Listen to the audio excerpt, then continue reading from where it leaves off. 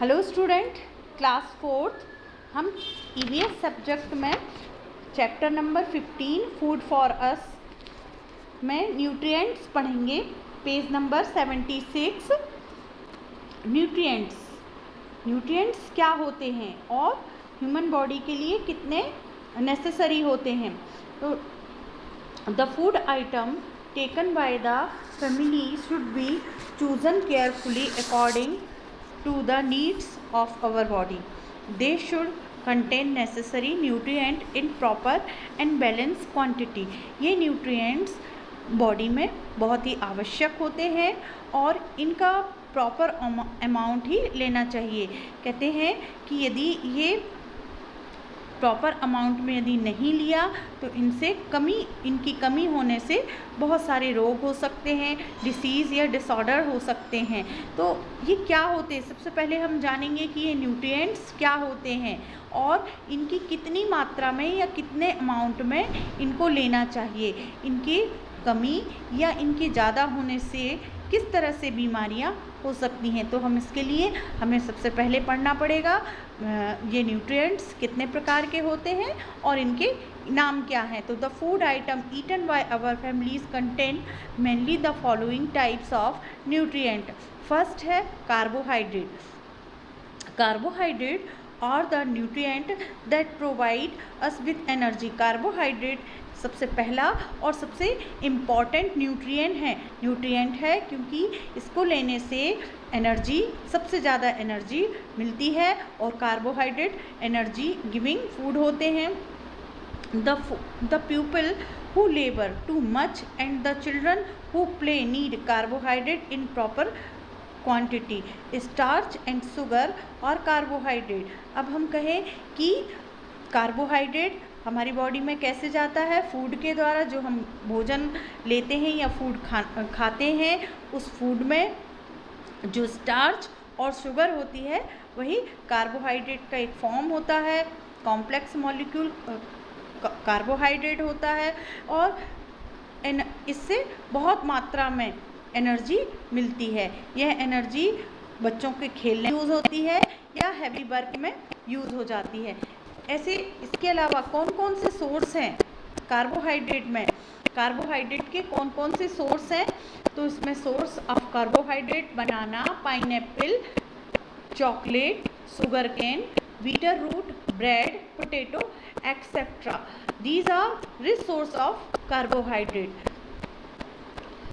इसके अलावा कार्बोहाइड्रेट के अलावा फैट्स और also energy given nutrients. Our body need them in proper quantity. Fats की भी जो क्वांटिटी है एकदम प्रॉपर क्वांटिटी में लेना चाहिए। इसकी एक्सेस या लेक से कमी से डिसऑर्डर या डिसीज़ हो सकते हैं।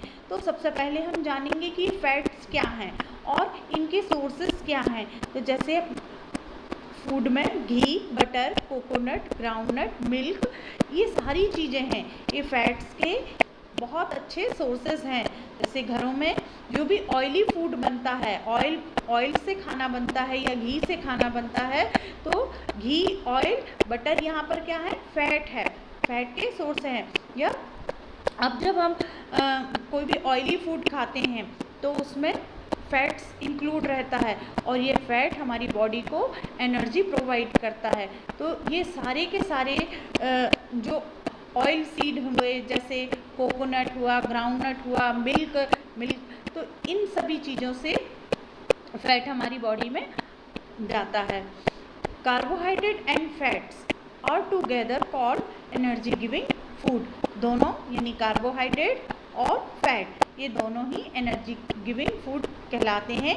इनकी प्रॉपर अमाउंट लेने से बॉडी एनर्जेटिक हो जाती है।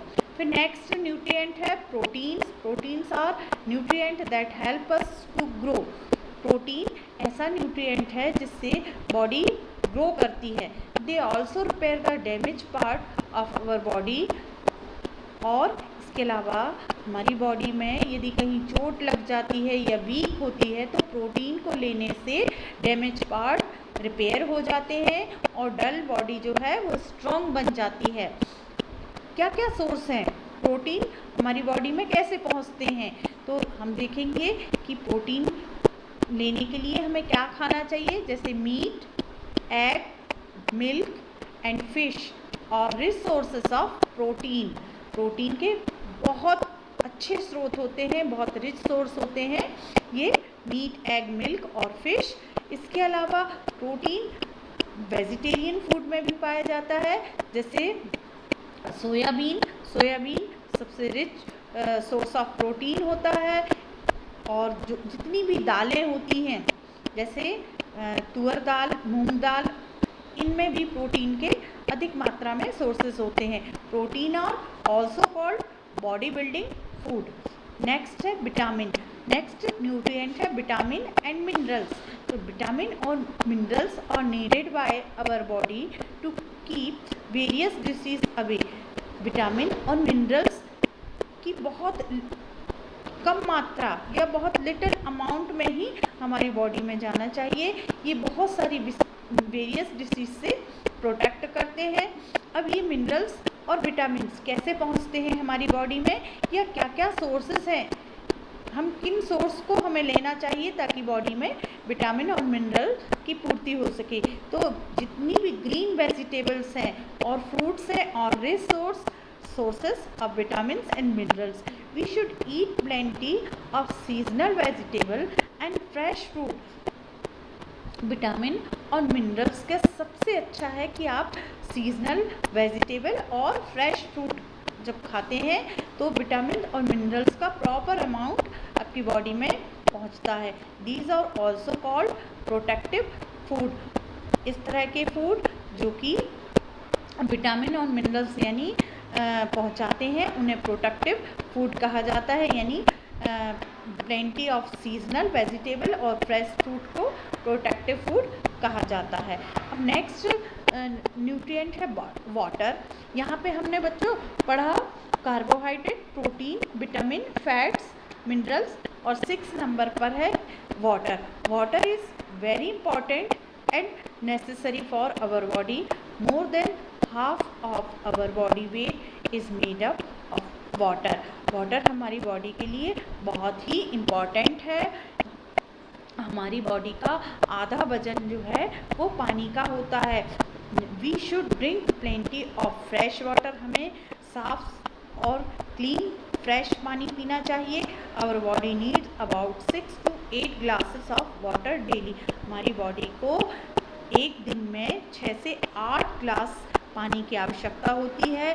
जो इस आवश्यकता को ले लेता है या 6 से 8 ग्लास पानी पीता है वह हमेशा हेल्दी और मतलब डिसीज़ से बचा रहता है या बीमारियों से प्रोटेक्ट रहता है। तो बच्चों यहाँ पर हमने इस चैप्टर में सारे न्यूट्रिएंट्स पढ़ लिए हैं। अब आगे की इस न्यूट्रिएंट्स के बारे में आपको यहाँ जो पिक्चर दिए गए हैं इनको अच्छे से याद करना है और रीड करना है। ओके।